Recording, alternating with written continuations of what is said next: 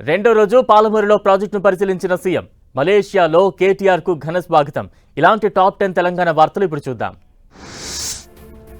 రెండో రోజు ఉమ్మడి పాలమూరు జిల్లాలో సీఎం రేవంత్ రెడ్డి పర్యటించారు. కొల్లాపూర్ మండలం ఎల్లూరు పంప్ హౌస్ వద్ద పనులను పరిశీలించిన సీఎం ఆ తర్వాత ఏరియల్ వ్యూ ద్వారా ఏదుల రిజర్వాయర్ పనులను పరిశీలించారు. సీఎం రేవంత్ తో పాటు మంత్రులు ఉత్తమ్ కుమార్ రెడ్డి, జూపల్లి కృష్ణారావు ప్రాజెక్టు పనులను పరిశీలించారు.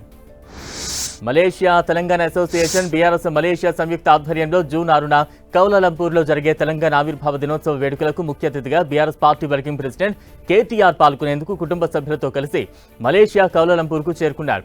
కేటీఆర్కు తుంగతుర్తి మాజీ ఎమ్మెల్యే గాదరి కిషోర్ సహా ఇతర నేతలు ఘన స్వాగతం పలికారు. హైదరాబాద్ మైత్రివనం కేఎస్ఆర్ భవనాన్ని పరిశీలించారు హైడ్రా కమిషనర్ రంగనాథ్.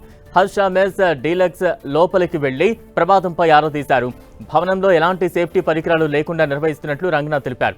అంతేకాదు భవనంలో ఒకే ఎంట్రీ ఎగ్జిట్ ఉన్నట్లుగా గుర్తించారు. దీనివల్ల ప్రమాద తీవ్రత పెరుగుతోందని, ఇలాంటి వాటిని గుర్తించి చర్యలు తీసుకోవాల్సిన అవసరం ఉందన్నారు. అధికారుల నిర్లక్ష్యమే మైత్రివనం అగ్ని ప్రమాదానికి కారణమని తెలంగాణ రక్షణ సేన అధినేత్రి కవిత ఆరోపించారు. వరుస అగ్ని ప్రమాదాలు జరుగుతున్నా ప్రభుత్వం పట్టించుకోవడం లేదని విమర్శించారు. మైత్రివనం కేఎస్ఆర్ భవనాన్ని పరిశీలించిన ఆమె ప్రమాదం జరిగిన గంటన్నర తర్వాత ఫైర్ ఇంజన్ రావడం ఏంటంటూ ప్రశ్నించారు. ఫైర్ ఇంజన్ సకాలంలో వస్తే ప్రమాదం తప్పేదని తెలిపారు. ములుగు జిల్లా ఇంచర్ల ఎకో పార్క్ వద్ద ములుగు డిఎఫ్ఓ వికాస్ మీనా ఆధ్వర్యంలో ప్రపంచ పర్యావరణ దినోత్సవ వేడుకలను ఘనంగా నిర్వహించారు. ముఖ్య అతిథిగా మంత్రి సీతక్క, కలెక్టర్ హేమంత్ సహదేవరావు, ఎస్పీ సుధీర్ రామ్నాథ్ కేకాన్ హాజరయ్యారు. తెలంగాణలో అడవులు ఎక్కువ శాతం ఉన్న జిల్లాగా నియోజకవర్గ స్థాయిలో ములుగు మొదటి స్థానంలో ఉందని మంత్రి తెలిపారు. మదీనాగూడ నుంచి సంగారెడ్డి జిల్లా పోతిరెడ్డిపల్లి చౌరస్తా వరకు జరిగే రోడ్డు విస్తరణ పనులను కలెక్టర్ ప్రతీక్ జైన్, ఎస్పీ పరితోష్ పంకజ్ కలిసి పరిశీలించారు. తరచుగా ప్రమాదాలు జరుగుతుండడం, పనుల్లో జాప్యం, నాణ్యత లేకపోవడంపై కలెక్టర్ ప్రశ్నించారు. రుద్రాల నుంచి పటాన్ చెరువు వరకున్న నాలాలు జాతీయ రహదారి వెంట కబ్జాలకు గురికావడంతో అధికారులపై సీరియస్ అయ్యారు.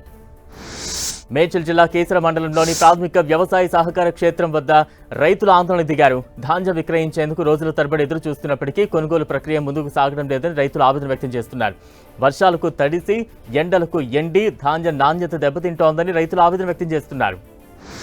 రాష్ట్ర వ్యాప్తంగా ప్రభుత్వ వైద్యుల సమ్మె కొనసాగుతోంది. బదిలీల విషయంలో ప్రభుత్వం జారీ చేసిన జీవోలను, మార్గదర్శకాలకు వ్యతిరేకంగా వైద్యులు విధులు బహిష్కరించారు.